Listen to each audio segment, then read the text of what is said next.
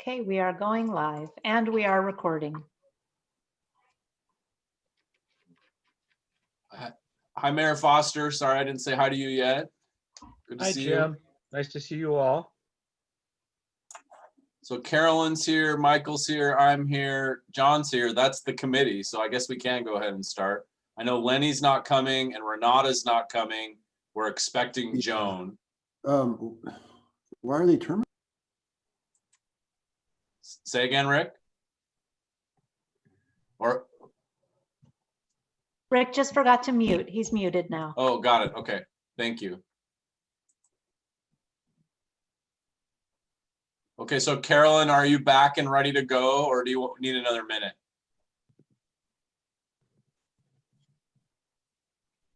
Does she make the quorum? Well, I think we have a quorum, but let's just wait a minute and then. Okay. I'm So, rejoining you in just a second here, okay? okay, great. We're waiting for you and then we'll get going. So for members of the public, we're just waiting a minute while one of our members gets situated and then we'll start the meeting formally. Yeah, sorry, I'm just a little under the weather, It seems to be going around. ready to roll now. Okay, welcome. Okay, welcome everyone to the November 19th meeting of the Regional Housing Council in Thurston County. Let's go ahead and start with a quick round of check-ins. So let's first start with Lacey. Who's here from Lacey tonight? We have Carolyn Cox from council. We have Rick Walk and Kelly Adams from staff. And if I understood Rick correctly, soon to have our city manager, Scott Spence. Wonderful. Thank you, Carolyn. Yelm. Who's here from Yelm? Hi. All you need and all you get. Great. Just JW. Mayor Foster representing all of South County. So thank you. Trying to, yes. Well, the jurisdictions anyway.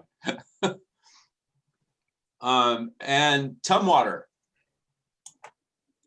Michael Althauser, Tumwater City Council, and I think Brad is also on the line from our staff. Yep. And then I think we are expecting Joan Cathy, who's my alternate, to join as well, but I don't think she's had a chance to hop on yet. Wonderful. Thank you, Michael. And then from Olympia, I'm Jim Cooper, council member. And I do expect, I think one of our staff will be on, so we'll introduce them when that happens. And then how about Thurston County? John, you want to go through the list? Yep, John Hutchings, County Commissioner. We also have our County Manager, Romero Chavez, our Public Health and Social Services Director, Shelley Slaughter, and we have Tom Webster and Keely Marino. Okay, wonderful. So we'll go ahead and go into the agenda. Keely, Keely and Tom, I'm wondering if there's people that we're supposed to have on that aren't here, and I wonder if they missed the time change somehow. Can you kind of think that through and text or email people if we need to? Yeah, I think the main one will be Keith Staley. But I can follow up. I'm giving Okay, Joan wonderful. a call. Is everyone okay with the agenda? Yep. Okay, so hearing no dissent, we have an agenda. Thank you. So we have one individual signed up for public comment. Kelly, could you please promote Peter Cook so we can hear from him? He's joining you now. Just one moment. Hi, Peter. Hello there. We hear you. So 2 or 3 minutes, please. Okay, yes, I'll keep it to that.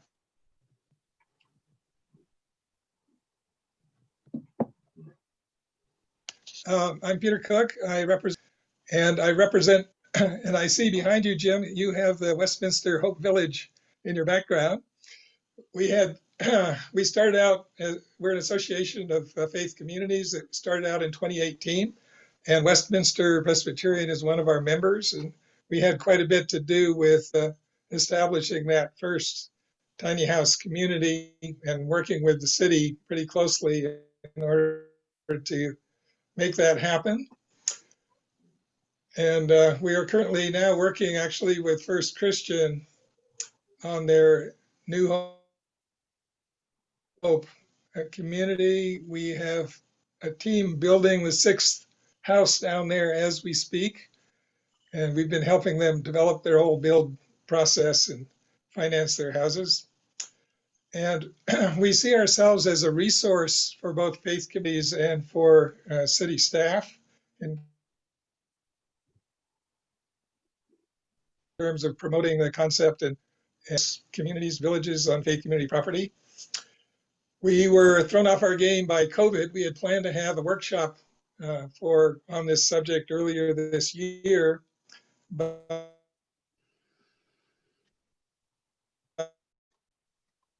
we are now decided to tiny house communities with faith communities, and we are going to produce it before the end of the year. So we look forward to working with you on this concept and helping to market it.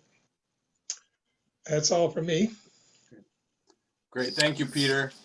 And Michael, go ahead. I was just wondering, Peter, would you mind maybe submitting your comments in writing?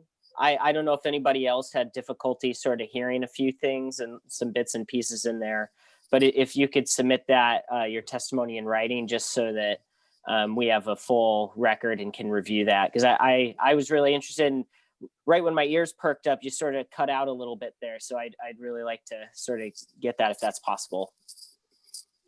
Yep, Peter, if you want to just send me an email, I'll forward it out, or Kelly can forward it out to the group.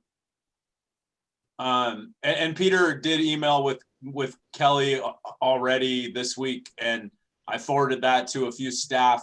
He was asking about how they could help engage more faith communities around the county in the possibility of tiny home hosting. And so we connected him, and Keith Staley, the chair of the siting committee, is interacting with him about how to best engage in that. So we kind of got him moving, and really looking forward to any partnership from the faith community as we move forward in this bigger county-wide conversation. So thanks, Michael, for asking for that.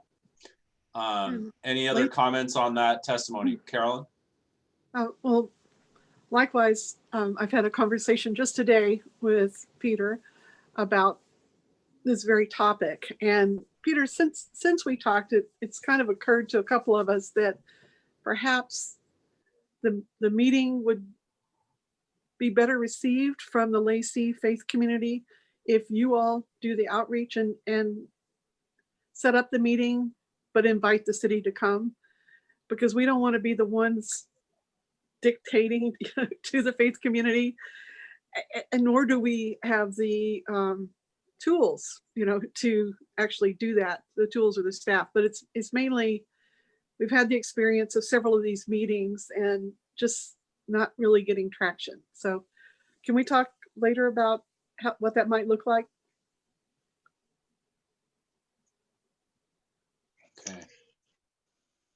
Okay. Yeah, sure, we'll be happy to. Okay. Perfect. Great. Message was received. Sorry, I wasn't sure if he was getting all of that. So I wasn't either. okay.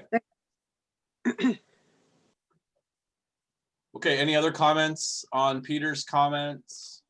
Otherwise, let's go ahead then to need a motion to approve the October minutes.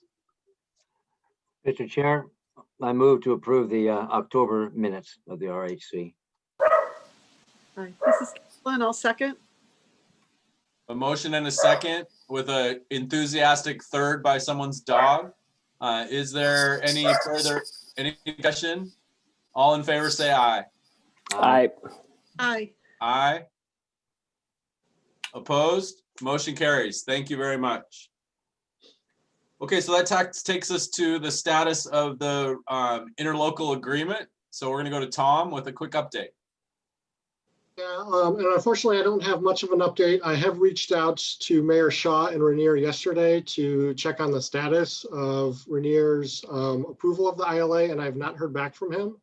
I know the county's lawyer, Elizabeth Petridge, reached out to the Rainier General Counsel and tried to connect with them as there was an indication that they had questions for us. I know Elizabeth made that effort, but the last I heard, she was not able to connect with the Rainier General Counsel. So at this point, I don't have an update on where Rainier stands regarding the approval of the ILA. So we continue to reach out unless Commissioner Hutchings or someone else does have an update. Go ahead, John. I don't have an update, but I have a question. I read this morning early at ODark 30 somewhere, I don't know if it was the newspaper or an email, and it gave it listed those that have signed the ILA, and it included Rainier. And I looked and said, oh, wow, they must have signed. So I'll have to look and find where that was. If that's erroneous, they have not signed. I'll try to It's on the track that down. website. Oh, that's where it was, the website. I noticed that too. So Which but is it's very because they fancy haven't said looking. no yet. It's a real nice website, but that's where I read it. Thank you, Jim. Okay, so we'll stay tuned and see what we know next month, and we can decide if we need to make an adjustment in our plan or not. Okay. Okay, so that takes us to a discussion of the 1406 interlocal agreement, which was in our packet. And I think Brad is going to talk us through that. Yes, if you want to let me share my screen, I can, or if you want to bring up the. Go ahead, Brad. Okay, thank you. I'm disabled from sharing, but that's okay. Oh, Kelly will make you able. Very briefly, a little background. As we've discussed, that the going forward from 2021 funds and forward for the interlocal agreement for the use of the 1406 funds, staff took that direction from the steering committee and went back and crafted an ILA. Rick Walk and I were part of that group. The ILA's intent is really to be based, first of all, on the RHC ILA. So we reference and call back on a lot of the structure to that particular document. We also, and now I can share, have a few questions. And what I'd like to do is very quickly just run through the structure. Can everybody read this document that I'm sharing? Zoom it in a little bit more. Okay. And while you're doing that, I just want to take a quick pause and welcome Jacinda from the county, Keith from the city of Olympia, and Joan Cathy from the city of Tumwater. Welcome. All right. Is that better? Yeah. Yes. Okay, thank you. And if you have trouble reading or anything, please let me know. I will not go through the whole document and read it through. I would like to do that, but we don't have the time for that. So I will let you go through the whereases on your own. Again, the structure follows the structure of the RHC ILA. Indicates in this particular case that the RHCs are the recommendatory body for this tax revenue. Explains the purpose of doing that. It's a 5-year term for the ILA. Again, that follows the RHC's ILA document. We refer back to the RHC ILA for governance. And then the key sections that follow are the ones that I'd like everyone to pay close attention to, 6, 7, and 8, and 5, excuse me, as well. This is the scope of work for what we're proposing. And again, this is making recommendations to regional elected and appointed leaders on funding decisions for this revenue to implement the 5-year homeless response plan and expand shelter and affordable housing. Developing the priority and desired use is part of our larger work program, and that references section 5 of the RHC ILA. And then it starts to go into details of how we might want to do that. And I apologize, let me see if I can shrink this just a little bit to bring in the comment, because this is an important part of this discussion. And resize, okay. One of the things is, one of the further discussion points is how do we bond if we need to for 1406 tax revenue? And it also brings in the question of how we do that under the 5-year structure for the RHC ILA. I don't believe that staff has an answer at this particular time, but this is a question that I think we need to dig deeper into and find out the answer for. So I want to have that. there was this has been reviewed mostly by staff. We've had one of our city attorneys review it. But there was also a discussion item that Scott Spence wanted to bring forward about the annual reporting on this. And I apologize, I'm flipping back and forth here, but I'm having trouble trying to read these. Excuse me, I'm going to close out our windows. We need a plan to go forward in approval or buy-in of each jurisdiction before implementation, and we should discuss this more. So this is the blue item right here that Scott Spence had. Rick, did you have a further explanation of what exactly Scott was concerned about here?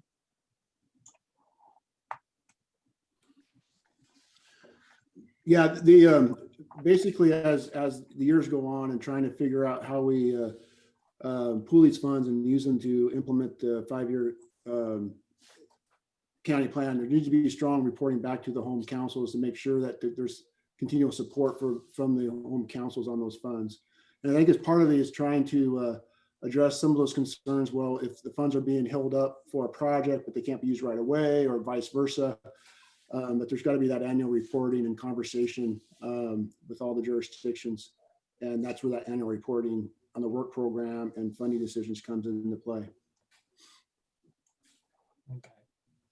So is the scope of work clear to everyone? Are there any questions on that? Romero? It seems to me the use of other proposed language of the 1406 is predicated on an annual plan as to how the RHC should be approved on an annual basis. But it seems to me that it's not an opportunity here to pick perhaps a project that can probably be bonded on the next 15 years. The regional pooling of the money can probably be the mechanism as to how we can fund this project. Because seeing the annual report in every jurisdiction is going to be providing a small activities, and I don't want to diminish that, small activities for the different jurisdictions. I think we're going to miss an opportunity to make a difference as a region. It seems to me that we continue to have a jurisdictional approach to the $1406 with this language.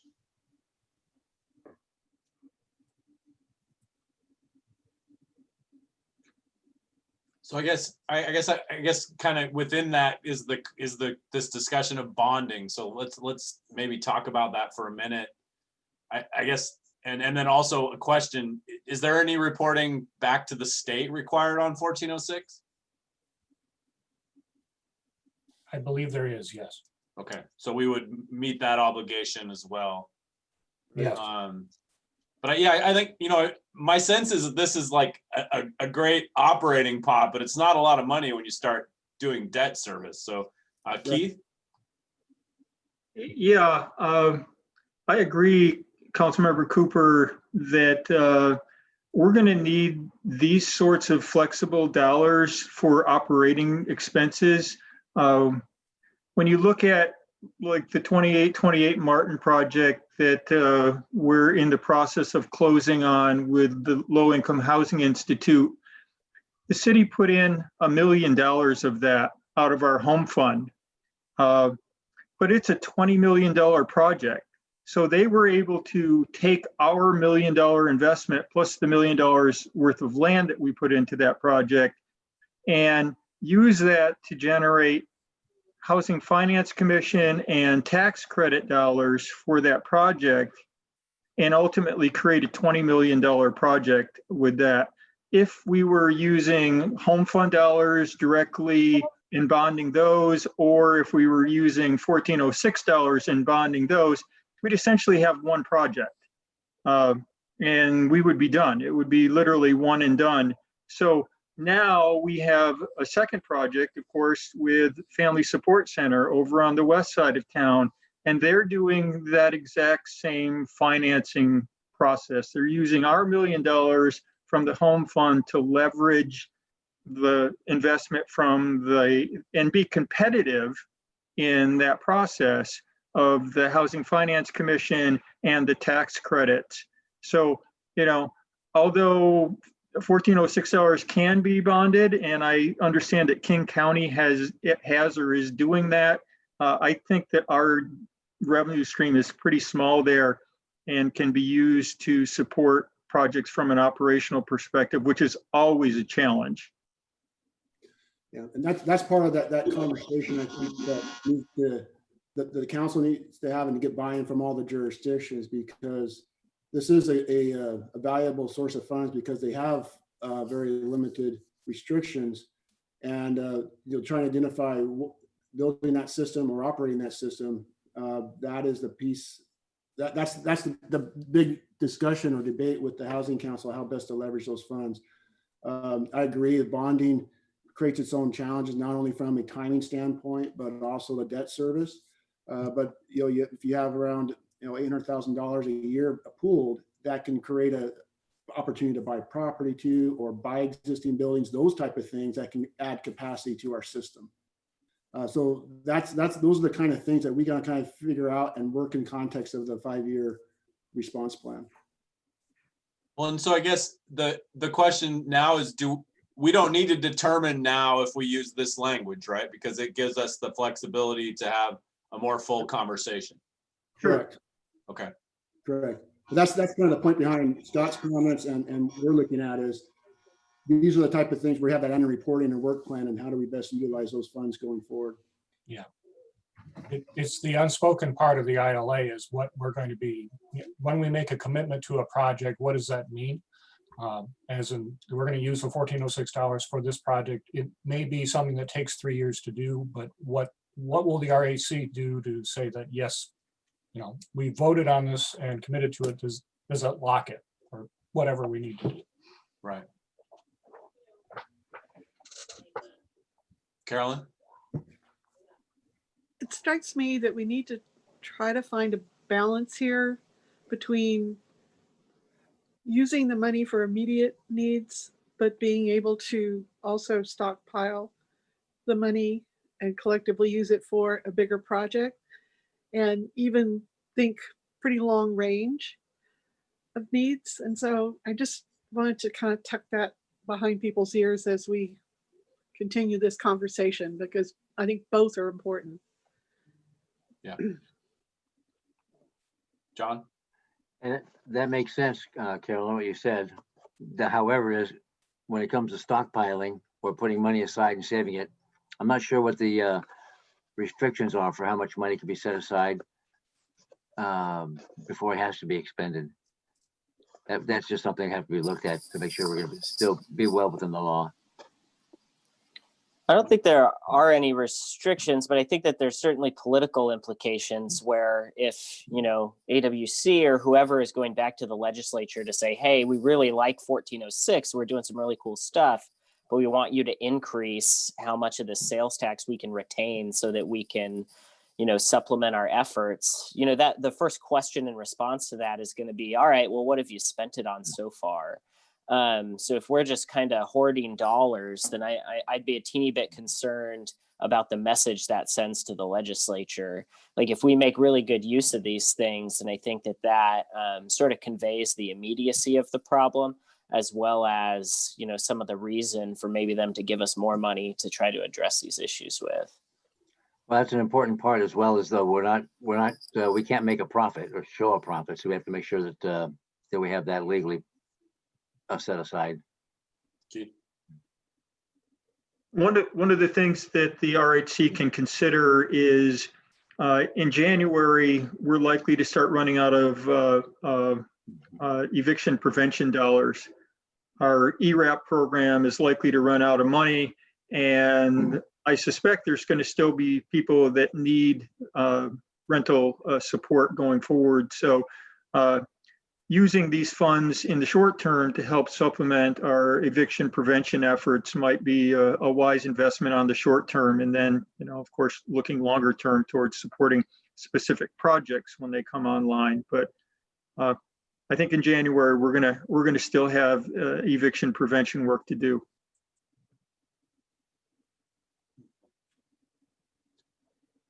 let's move to the next questions for now, Brad, and then I think we'll have more than one discussion about this document. Okay. The next section actually talks about the funding and how we're going to collect it, who then manages it. The question that we have is actually for a discussion item, and a question is will the County Board of Commissioners have the final approval of awards and distribution of grant funding? And if so, what does that mean? Or is there another structure that we could use instead of that?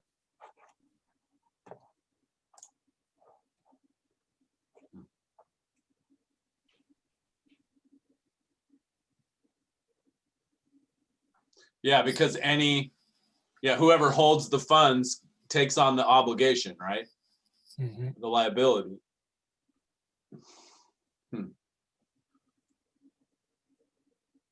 this is a good discussion point for the council too, because it's kind of similar to the HSF funds in the RHC ILA. Is here the funds are contributed by the local jurisdictions. Is that something that the Regional Housing Council should have discretion on where it goes, and if it's the county, then the county authorize that spending, or should the county have the opportunity to make final decisions similar to the federal and state funds that they're administering? It seems like it's more like the first example, right? Where we're all pooling equally and agreeing that this is the decision-making body, but the county would be the body that makes the payments and collects the reports. Mhm. Any That'd other be thoughts? consistent with the HSF funds. Yeah, right. Okay. And for my memory, that's the sales tax money we put in, right? Okay. Anybody have a problem with that approach? And I guess really it will come back down to what the county attorneys say, right? If the money comes into their bank account. And then in response to the questions that have been asked about I know from our council members and from others, is how long can the tax revenue be collected without a project being identified? We, as a compromise, the staff is suggesting a 1-year collection without a project being identified before a jurisdiction could request it being returned to the jurisdiction. Again, the RHC would be voting on whether to return those funds or not. The question, and I think would be, first thought I have is what would be a project identification? Would that be a formal vote by the RHC that the funds are committed to this project? And then if we're going to use it for something else, we'll have to reverse that decision and all those kinds of things. So.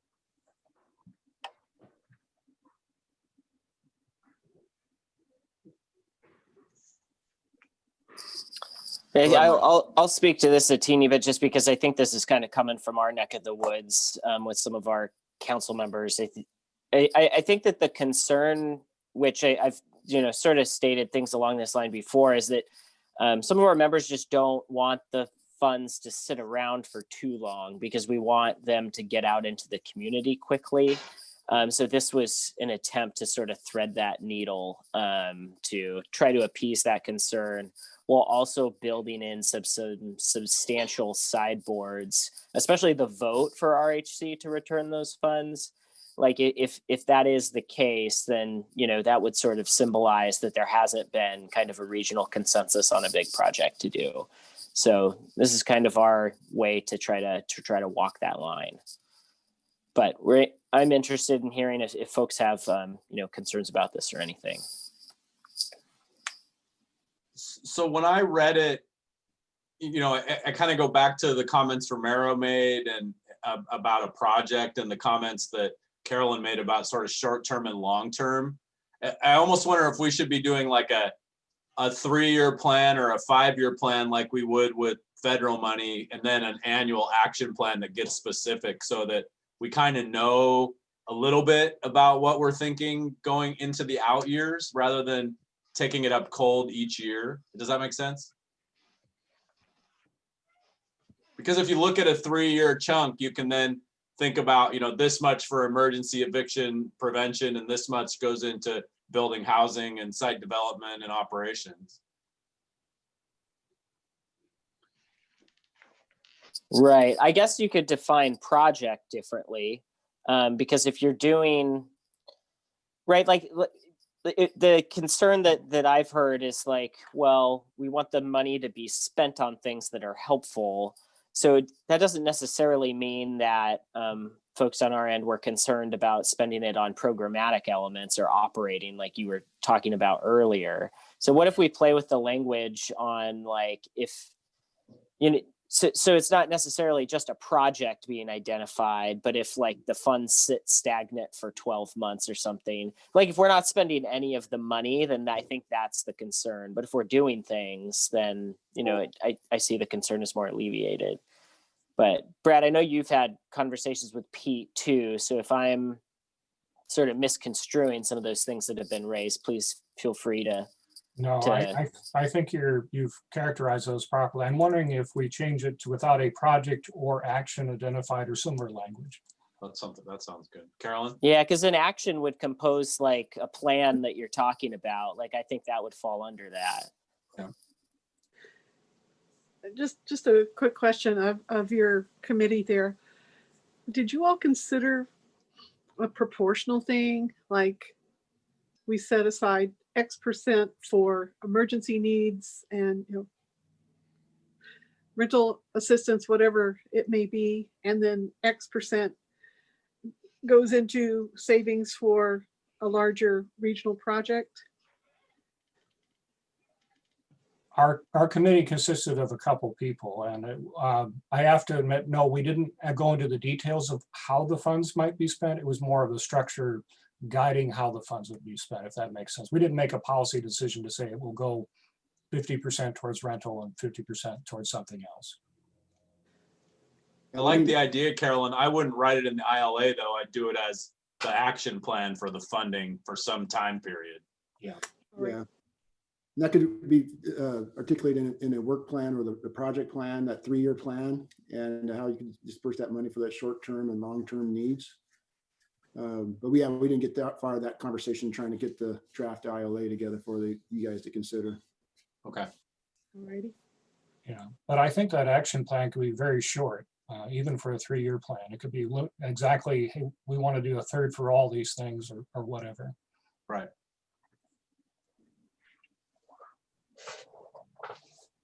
So it sounds like adding without a project or what did we say, or action plan being identified? Is that or action identified? Or action? Good. Okay. I think we can take that back, and that'll appease some of the concerns that were raised on our end. Okay. Well, maybe one of the things we could do too is make the scope of work more clear, that we're going to have an action plan for the year, at least like in the first quarter, right? Yes, I can draft that up. Both the 1-year plan and then the future 3 to 5 year. Right. Whatever we choose. Cool. And then I think that was really the extent of the other questions. Everything else was pretty much related and similar to the RHC ILA. But those were the big issues. Okay. Great. So you'll take these comments and come back to us with a new draft. Yes. Okay. John? The funds that come in, if the county is the lead entity, there's administrative costs coming off of that, isn't there? Yeah. So if we get the 1406 money and we're holding it, and an entity would like to have it refunded, would it be 100% what they've put into it or not? I thought 1406 didn't allow admin. I don't know. Tell me, Tom. I don't know. Yeah, Correct. And we've clarified with Commerce, there's no language that allows us to take administration fees for 1406. I didn't want anybody to have false expectations. Good. Thank you. Good thinking though, John. Yeah, you lose that part once you send in the money, right? Yeah. Okay, so before we move on, sorry, go ahead, Keith. I just wanted to since that issue did come up, it may be something that we want to jointly recommend that our AWC or that we include on our legislative agenda, giving us that flexibility to take some administrative dollars out of the program. It makes it difficult to operate the program without some sort of administrative support. Well, I envision a world where someday this council has its own legislative agenda too. So not in time for January though. Right. So I did, when Tom and I were planning the meeting, we wanted to make sure that we made sure that we all were good that this ILA will start January 1, and that all 4 jurisdictions should be moving to get their 2020 funds out in the form of eviction assistance in whatever way you feel best, whether it's through the Community Action Council or other entities in your community. So do that and get it done. Any other comments on 1406? Okay. Oh, Shelley, did you raise your hand? Oh, sorry. Okay. Okay, so that takes us to the topic of the evening. We'll talk about safe parking and an idea that's coming together into reality a little bit. So I'm going to turn it over to Keely to tell us what the thinking is. All right. Good evening. Glad to be here. Glad to see you all. So the safe parking program, of course, we have been having several conversations with jurisdictional partners internally and with service providers here within our homeless crisis response system. To this point, we have looked primarily at the City of Olympia properties on Martin Way and Carpenter Road. So one being the parking lot of the firing range, and then subsequently the upper lot that currently holds containers for their public works department. And those are the 2 properties that we've been looking at. We have, we met today with Lacey's fire chief and with fire marshal, I believe, Broussard up at the site. So we're having those conversations. We've had Teal Russell, the Olympia homeless coordinator, Keith, and other members of the City of Olympia. We've had Jennifer Davis from our community development planning and development department out there. So we're doing a lot of legwork to move forward on this project.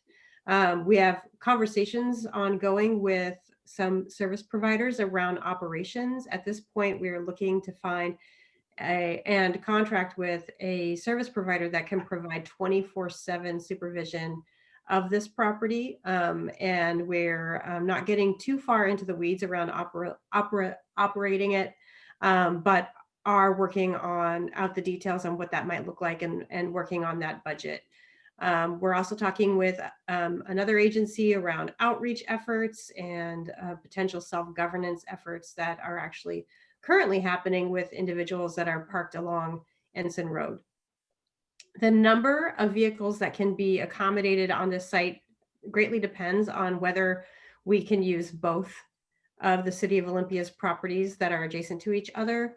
That can significantly increase the number of vehicles able to park there. And in terms of the details, we're still working out if we do indeed use both of those parcels. There's some storage needs around containers that are currently on site for the City of Olympia. We need a place for those to be relocated, some mild grading up on that site, and other issues that to make it as safe as possible for vehicles to park there. So that's currently where the conversation sits. I'm looking at Keith and at Tom if there's anything that I forgot. As usual, Keely, you did a great job in summarizing where we are.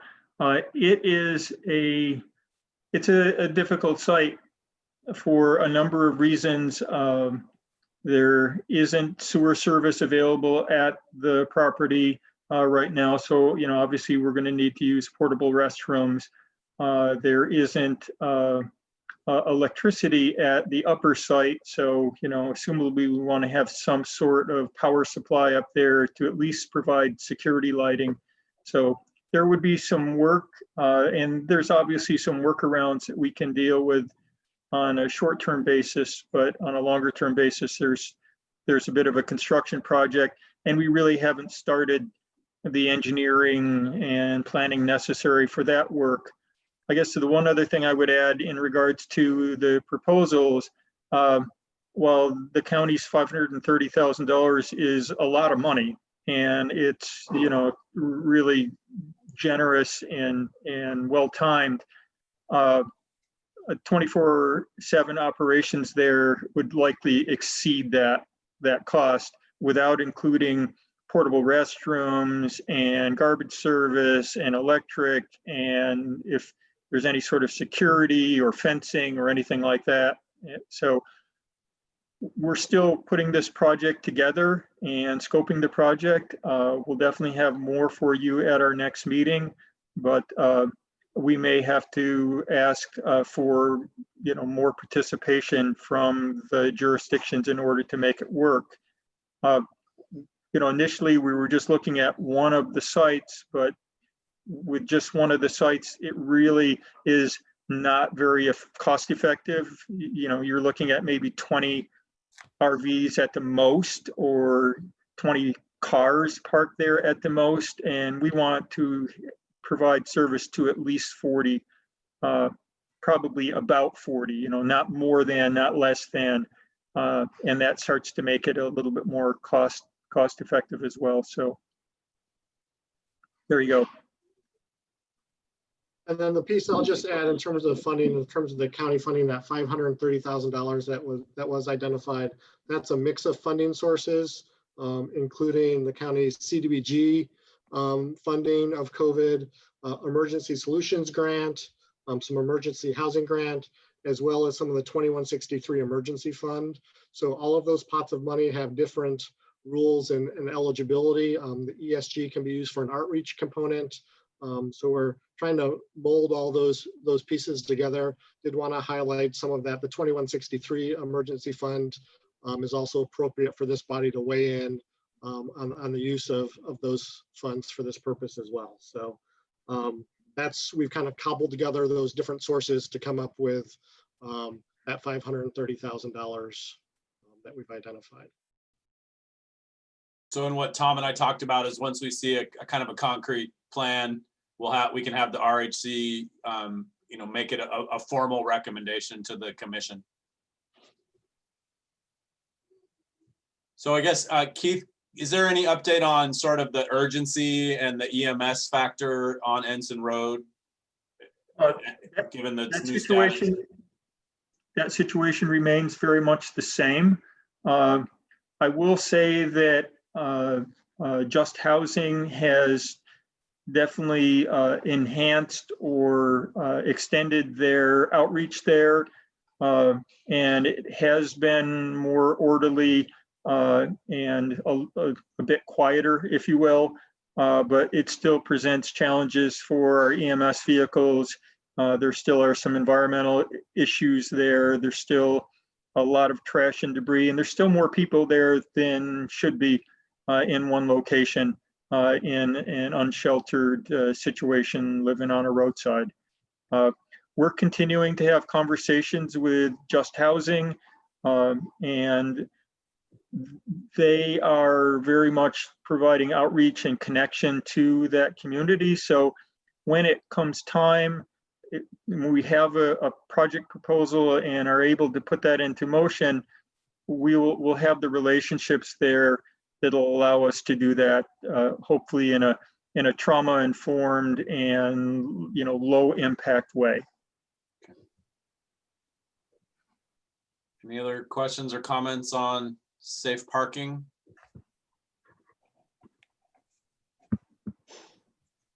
Okay.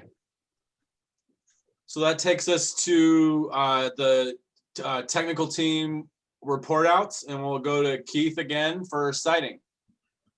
Okay, well, of course, at the citing committee, we talked a whole lot about safe parking and where that might occur and how that might occur. But we also talked about provision of hygiene services. Keely and I will be meeting with the local YMCA to do a walkthrough of that facility to look at the potential for a warming center or hygiene service in their showers in that building. So we're looking at, a couple of different options there. Of course, you probably read in the paper about Interfaith Works and the replacement of their temporary shelter at 2828 Martin with a more permanent temporary shelter at the Foam Works. That project is moving forward. They have acquired that property.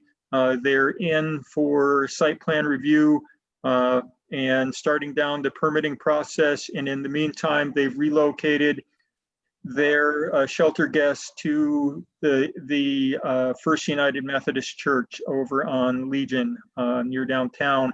So that's an exciting project. The county is providing funding to that, but there is still a gap in the funding when Meg does the money stretcher on that and things don't quite add up. She's asked for somewhere around an additional $250,000. The city has given her a letter that basically says we will guarantee that, but we also hope that there is participation from the other jurisdictions on that funding as well. Moving on to the Family Support Center project over on the west side, another large shelter project. They're looking at somewhere around 80 units of supportive housing for families and victims of domestic violence. Again, that project is moving forward. They're also looking at a short-term sheltering option there with the recent commerce dollars, and their project they were not anticipating using prevailing wages there. When they applied those to the project, they came up with a gap. I think Trish has reached out to each of the jurisdictions, and again, I think the gap is about $150,000 at this point, and she's looking for some assistance in closing that gap. The city of Olympia can put some money into that, but we can't close that entire gap. Let's see here, a couple other things, and then I'll wrap this up. Cold weather sheltering and day center operations. I mentioned the little bit about the YMCA. We're continuing to have discussions with our partners from Providence regarding how they use the community care center going forward, but that facility remains closed right now generally to that sort of use. So there are a few other issues out on the horizon that are of concern. Deschutes Parkway, of course, continues to be problematic.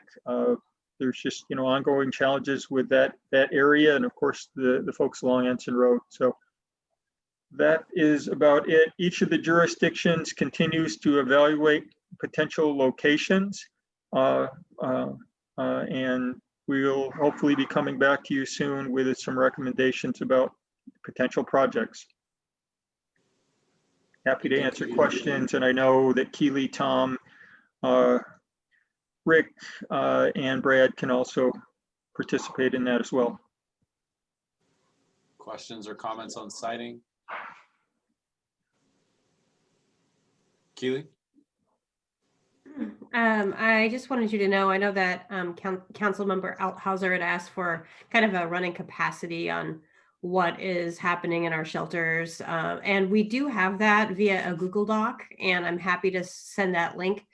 It is a nightly accounting in the best of scenarios where shelter providers are adding their nightly census, and then also has a fairly detailed tab for our current capacity. I do have an update from the Salvation Army, which I just received today because I've been waiting to hear from them about what they're up to. They have moved to a case management transitional housing program. They are currently serving up to 15 individuals over the age of 55 and or are veterans. It's a 24/7 operation. They can apply after assessment for a bed. So it's not a shelter per se, but they are able to shelter individuals who meet that criteria and who are engaged in their case management. They did, at the Hazardous Weather Task Force this last Friday, suggest that they were considering offering 10 extra cold weather beds. I have not heard any further confirmation on that other than they're looking into it. So that those beds are not accounted for in that spreadsheet as of yet, but I will add them. Do you have any Keely, feel I for can't how, remember, did the rundown on the whole cold weather system come out to the whole RHC group? I can't remember if I just got that at the City of Olympia or not. I don't know. I can give it. Yeah, if you can you just send us there was an email that had sort of a rundown of where everything is and the reduction in beds, essentially. So if you know, I was talking to City Manager Jay Burney a little bit the other day, and you know, we're sort of at a point where we need to be thinking about the model where we were using our chambers or the courtrooms for cold weather shelter, because we don't have the space. So Carolyn? I was going to ask Keely whether you have a feel for how soon a decision might be made on those extra beds. I do not. I've had a difficult time accessing information from the Salvation Army. So I'm hoping that I can hear about that sooner than later. We do have a hazardous weather task force meeting, not tomorrow, but the next Friday. So hopefully someone will be there from the Salvation Army and we can get that update. Great. Well, I'm glad there's semi-movement anyway. That's great.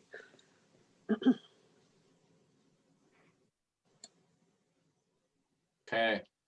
Just one other thing popped into my head while Keith was talking. It was about the third time in this meeting that we've said we need more money from all the partners. And I think one of the things that has been in the top of my mind and just in the last week or so is, you know, once we get through this pandemic, you know, it'd be really nice to talk about whether we might have propensity or even wherewithal within our voters to talk about some sort of countywide home fund, because we're not going to get there with what we all have available. I was going to talk about this when we do city updates, but we did talk about providing some bridge funding. So I think we'll be able to contribute some funding to both the Interfaith Works project on Martin Way as well as the Family Support Center. The same thing through updates too, is we've been in contact with both Interfaith and Family Support Services with looking at what we can contribute as well. So it's, you know, they've been reaching out and we've had some ongoing dialogue. So there's going to be some support coming from City of Lacey as well as with Tumwater and Olympia. Awesome. Cool.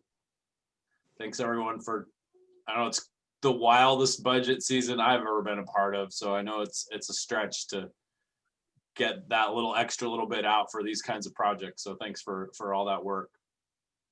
So Tom, RFP and funding. All right, so I'm gonna try to share my screen if I can get permission to do that.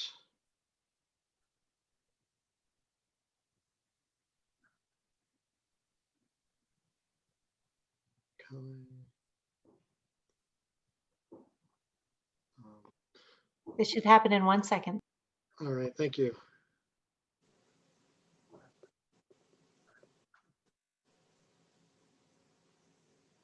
All right, there we go. So hopefully folks can see my screen. This is in your packet. If you've seen this, so the funding work group met on Monday this week.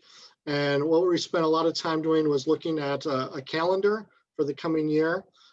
As we've talked about, we issue our RFP in February. So a lot of work needs to happen between now and February to issue that RFP. And then in April, May, to review those applications and make funding award decisions. So wanted to kind of talk through some highlights on this calendar we put together, because there is going to be some important work that needs to happen, especially in January and February, some quick turnarounds. So as you can see in this calendar of kind of indicated when the REC funding work group will be meeting and kind of actions they'll need to take, and then when the full membership, when this group meets. So really kind of going to jump into January. One of the things we talked about, and we got your direction from last week, was kind of a give and take in how priorities are decided.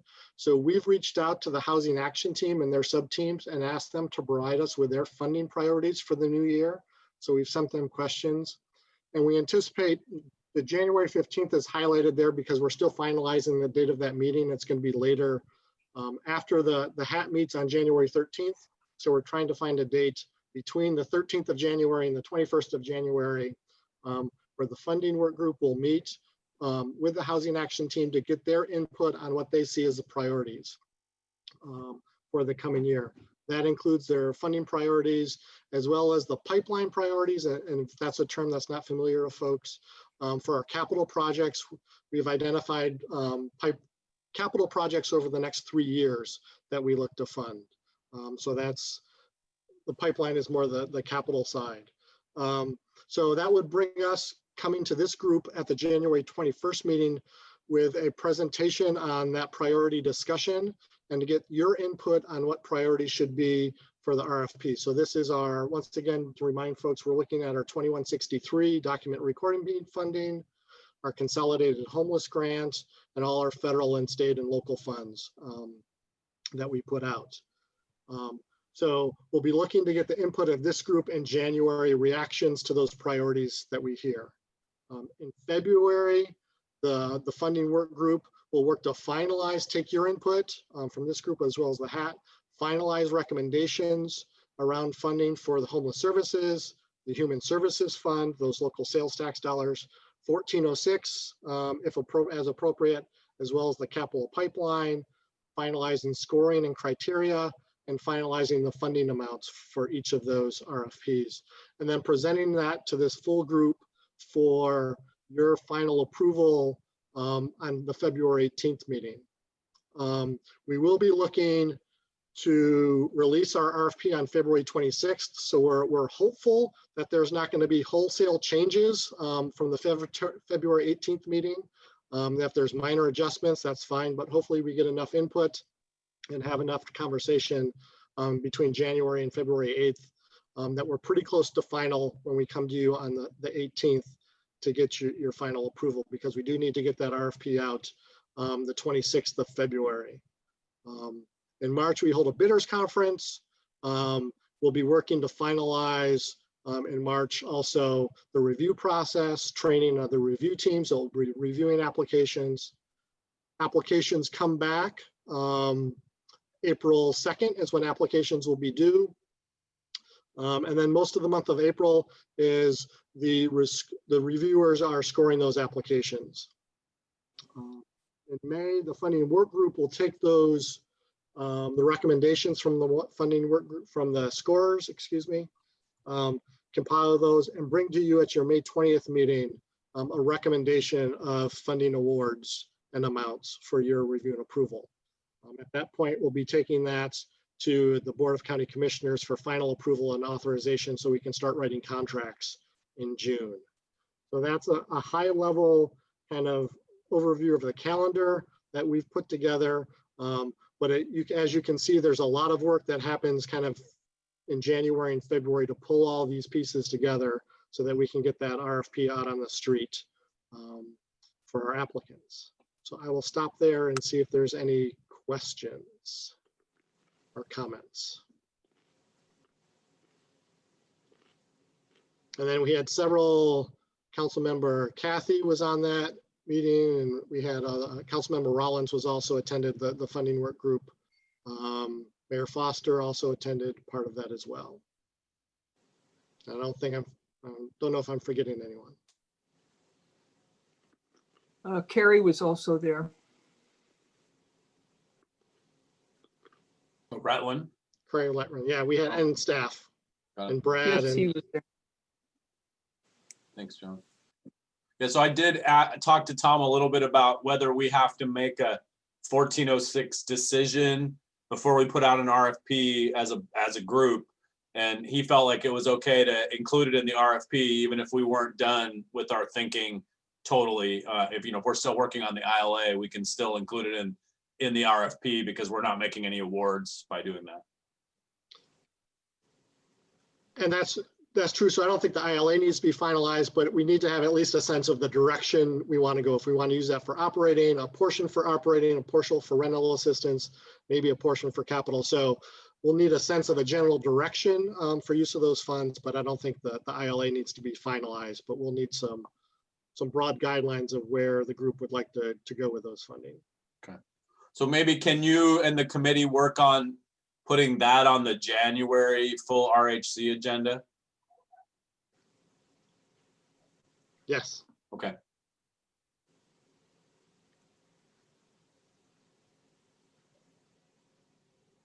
And then I guess just because we're talking about the calendar, will all of the cities and the county be done with their retreats and appointment processes in time to have a representative or two sitting at this meeting by the 19th of January? Okay. Seeing a lot of head nods. Okay. So, okay, cool. Okay, great. All right. Anything So that else? was the main work of the funding group. Just a couple other funding updates from the county perspective. As I think folks know, we've received around $3.8 million in ESG Emergency Solutions Grant COVID funding. We're going to be issuing contracts to continue a lot of the services that we've been funding over the last 7 or 8 months with our shelters to allow our shelters to expand to 24/7 operations, to employ social distancing, to provide outreach services and hygiene services. So we will be using a portion of that money to continue those services for the next 6 months until the end of May. So we'll be coming before the Board of County Commissioners to get approval to issue those contracts. We're also going to be using some of that ESG funding, hopefully, to continue to support or support Interfaith Works' new shelter at their new Martin Way location as well. But when we still have approximately $1 million of that funding that's yet to be allocated. And we're learning, there are possibilities that could be used to support a day center at the YMCA, as Keith and Keely mentioned earlier. Also a potential of supporting family support and the development of some of their new shelter beds. So we're looking at additional opportunities for the use of that ESG funding.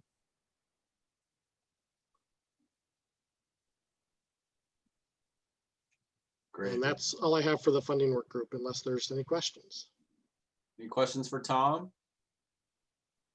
Okay, thank you, Tom. So I don't see Amy. So Keith, is there an update that she gave you from eviction?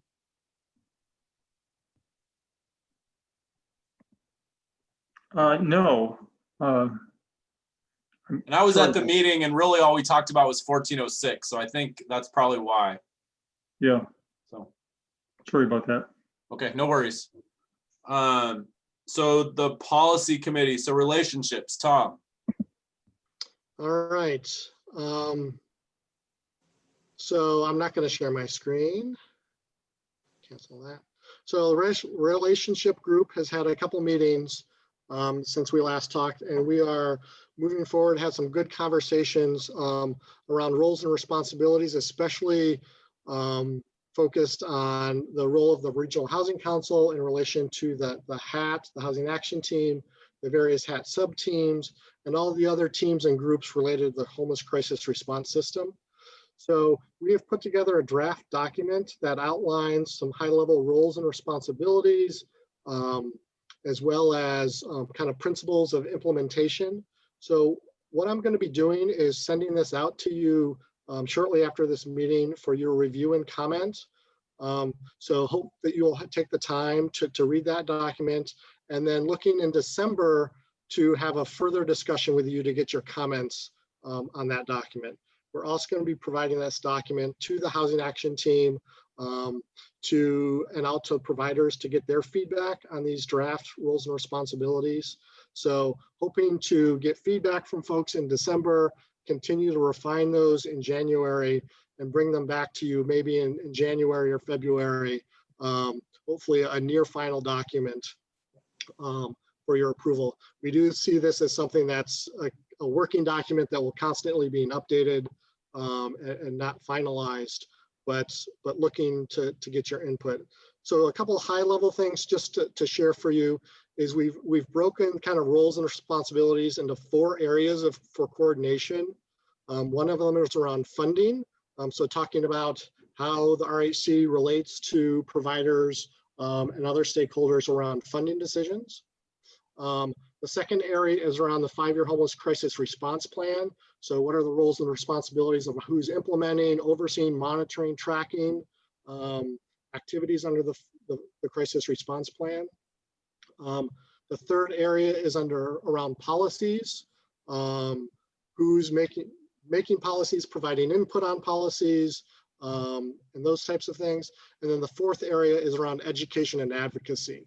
So the role of the hats in this group around education and advocacy and how the two work and coordinate with each other. So those are the 4 broad areas that the group has come up with.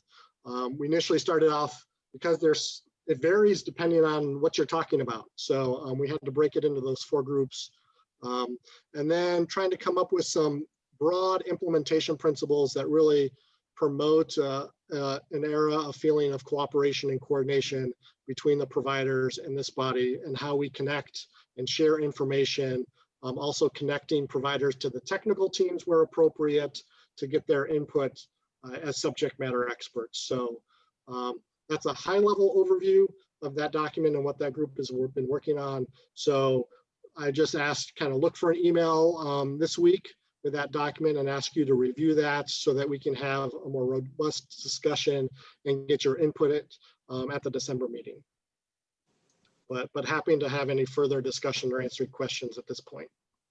Okay. I saw Keith's hand go up. You're muted, sir.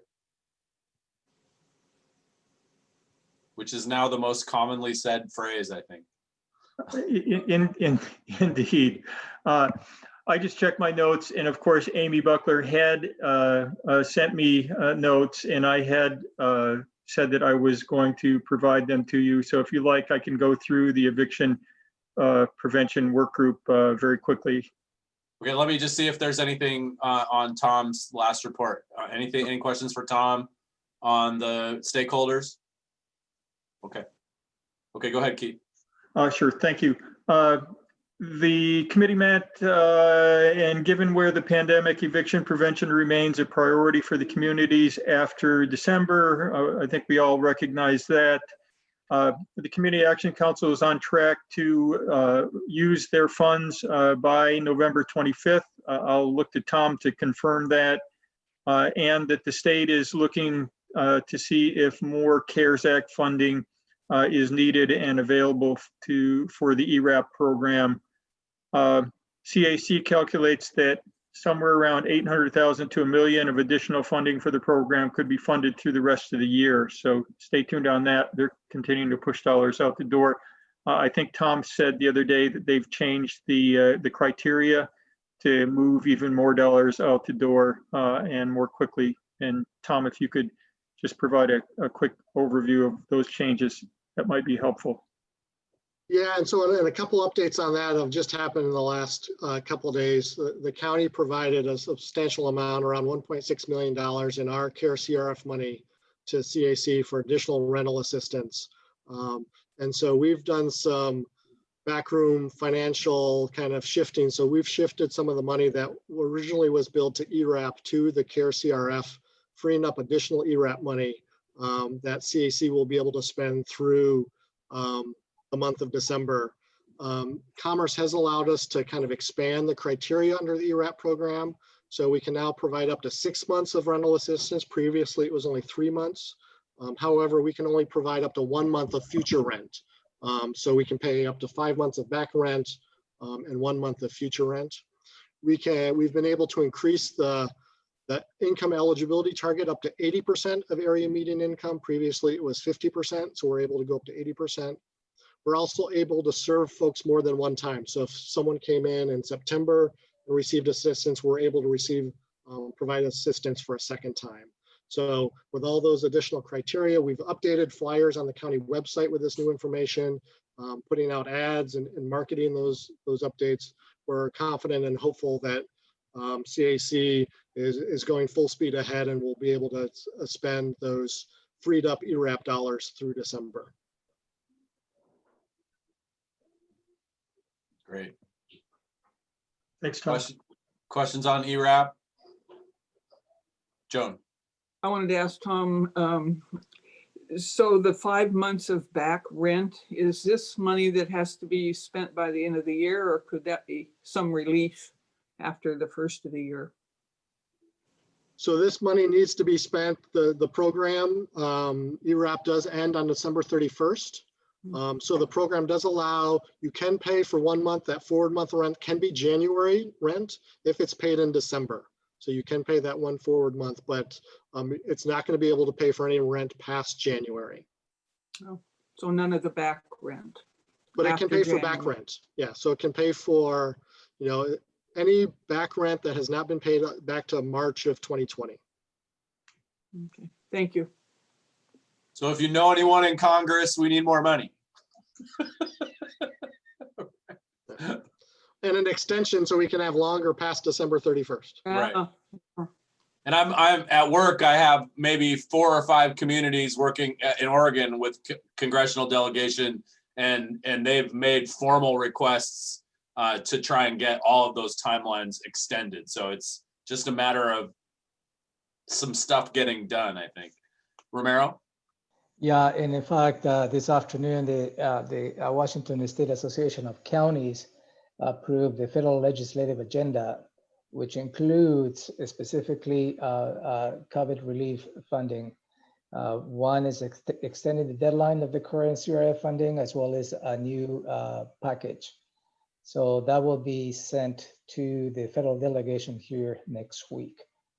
So I think we're working all the many different angles as we can. Great. Okay, any other questions there? Okay, Keely, Common Understanding Group. Great. Over the last month, a Common Understanding Group has met a few times to continue discussions around terminology and phrases that are commonly used in a homeless crisis response system to ensure that we are on the same page. This glossary was included in your packet. I won't put it up on the screen just because it's 10 pages and not necessary. However, so the original glossary that this is based on was the one that was approved by the Board of County Commissioners in 2019, December, of coming out of the 5-year plan. So we use that as a base for this glossary.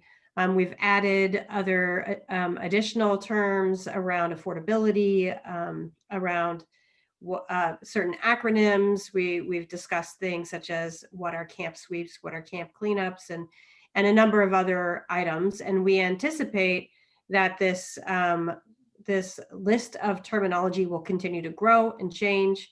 However, just in a conversation that I had earlier today, that common understanding, the common understanding of best practices and language that we use around affordability, housing affordability, affordable housing, low-income housing, poverty, homelessness, that we have common ground is really crucial. So it's for you to look at and comment on. Please do so and send any questions, clarifications, or additional terms you'd like to see us tackle to me, and I'll bring it to the group. And that's about it. We're just trucking forward on this effort. Comments on it? Questions? Okay.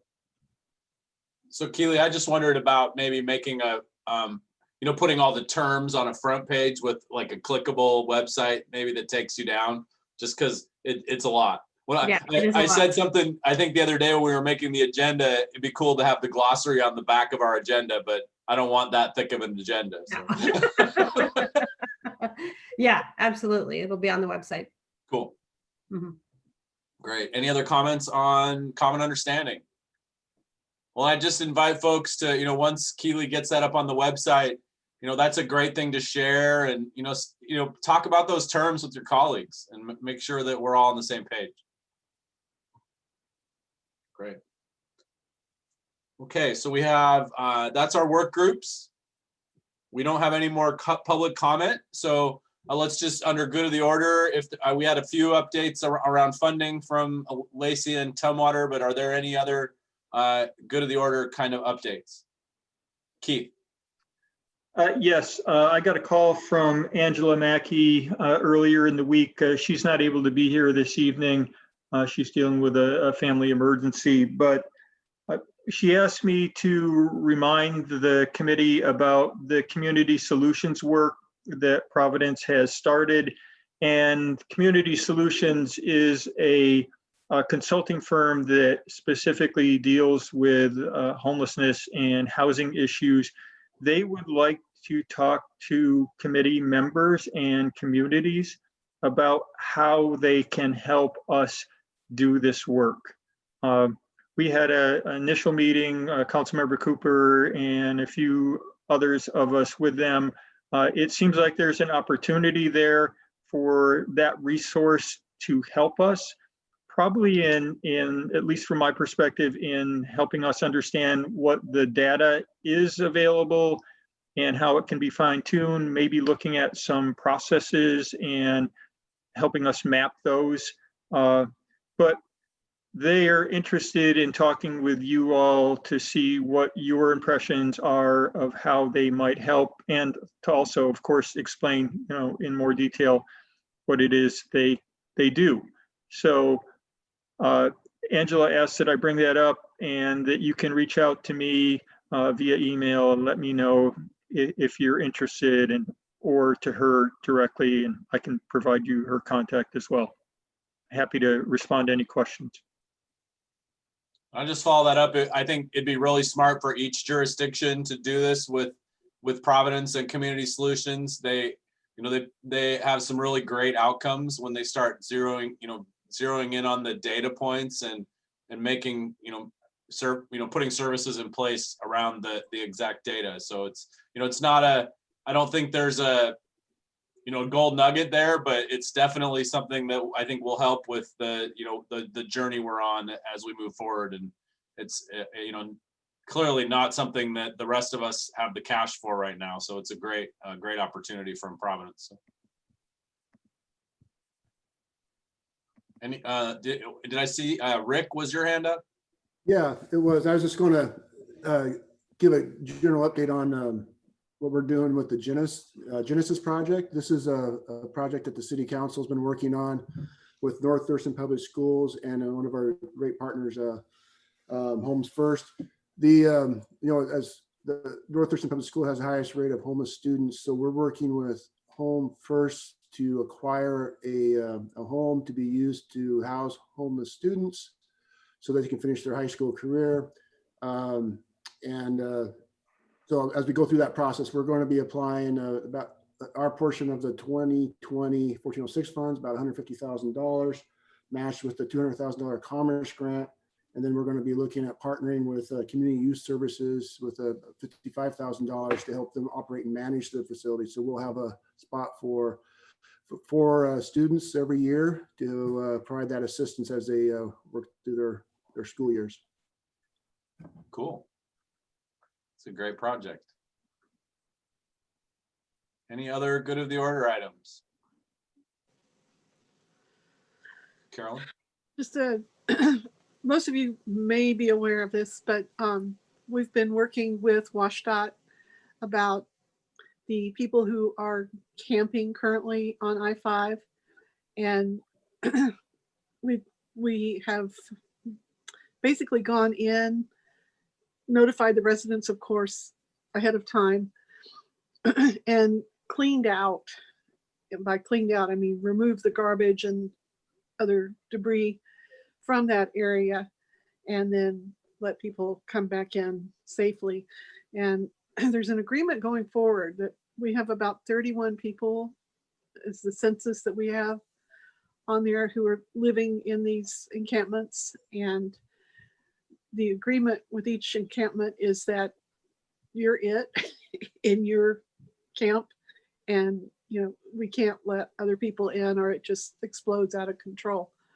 So baby steps, but at least progress is being made on making it as habitable as we can without an alternative to give people. And hopefully we'll have a better alternative to offer before long. But it was amazing. I think just on the one side at Slater Kinney and I-5, it was Rick, about 7,800 pounds of trash was hauled out of there. I mean,